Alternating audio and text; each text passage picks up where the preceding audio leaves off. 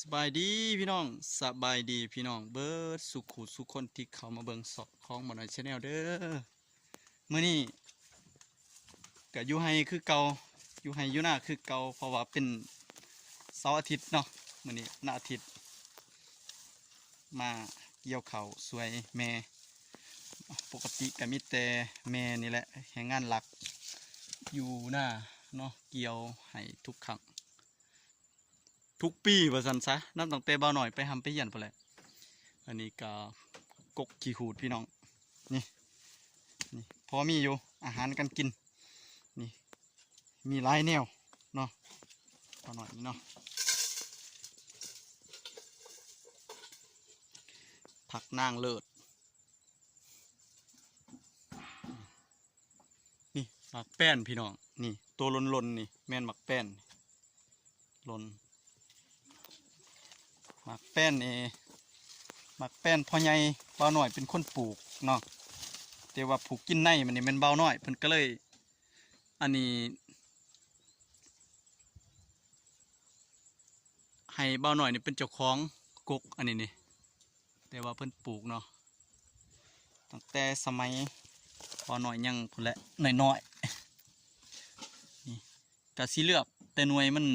พอกินได้พุ่นซะพอเลือกได้โอ้มันหล่นพี่น้องเอ้ยนี่หล่นเป็นตาเสียดายมันสีเอาโตอยู่ทึ่งกกไปแหละพี่น้องเอ้ยเพราะว่าตัวนี้เขาบอกว่ามันหล่นส่วงแต่มือได้เนาะสีเลือกตัวดีๆเนี่ยนี่หน่วยมันงามๆนี่สนัดเลยพี่น้องเอ้ยเบิ้งลองซิมก่อนว่ามันเป็นอะไรยันว่าสมลายไปจากขั้นมันสมนี่แสดงว่ามันเริ่มบกคอยอันนั้นแล้วได้บกคอยโอเคไปได้เลยต้นมันนี่เนาะอันความหอมในขนาดเลยพี่น้องเอ้ย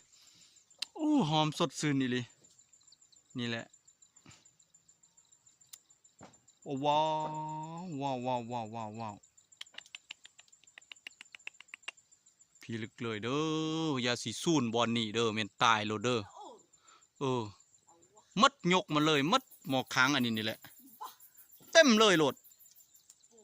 เต็มเลยบ่แต่ต้องมีแต่ว่าตอนอันนั้นเด้อตอนค่ำๆพุ่นแหละพี่ลึกเลยลองซิมก่อนหน่วยหนึ่งมันเป็นจังใดได้อันนี้เห็นไอ้น้องเวียดเท่านี้เขาเอาได้ตัวมันสมนี่เขาสีเฮ็ดเป็นเขามักไว้แถวห้องน้ำนั่นนี่นะเพราะว่ามันหอมมันดับกลิ่นมาสันซะมักเกียงหอมกลิ่นมักเกียง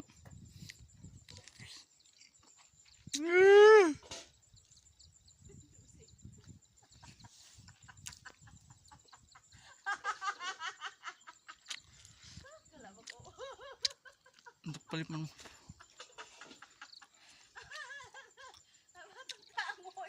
สนัดเลยพี่น้องเอ้ยมันตั้งสุดยอดเลยดิหมักแป้นไอเรียเหรอ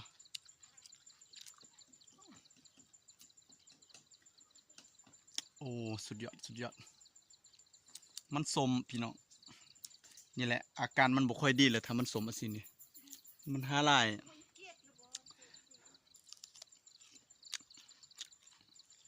โอ้มันต้องสมอีหลีบ่ใบเอาหน่อยไหมหมักคุงซุกก็มีพี่น้องหมักเฟื่องหมักเพชรก็มีขอบใจพี่น้องที่เขามาเบิ่งมัดสุขุสุขคนเด้อ